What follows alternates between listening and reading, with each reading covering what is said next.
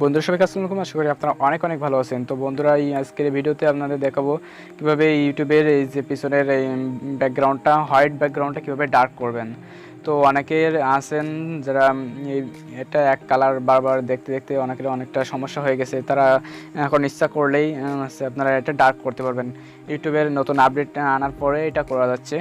তো সামান্য একটা সেটিং ওকে করে দিলে আপনার এটা ডার্ক হয়ে যাবে।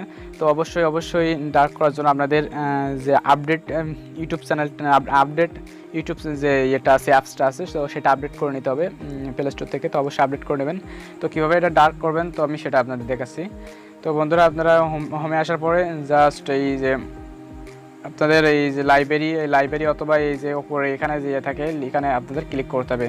তো আমি এই জায়গায় ক্লিক করলাম, এই কর্নারে আপনাদের চ্যানেলের থাকবে।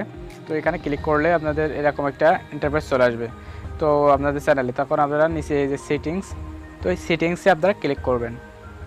তো সেটিংসে ক্লিক করার পরে আর কোনো অপশন নেই, ওপরে এই যে জেনারেল অপশন, তো এখানে আপনাদের ক্লিক করতে হবে। তো জেনারেল অপশন ক্লিক করার পরে এখানে দেখেন এই যে dark theme, enable dark theme together to app.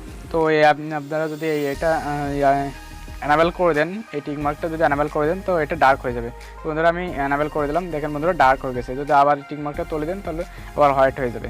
তো বন্ধুরা, এটা দারুণ একটা, যারা হোয়াইট পছন্দ হয় না তারা ডার্ক করে নিতে পারবেন। ডার্ক করে নিলেও অনেক সুন্দর একটা লুক চলে আসে।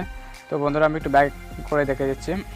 তো বন্ধুরা, অবশ্যই দেখেন অনেক সুন্দর চলে আসছে, একটা লুক চলে আসছে সুন্দর।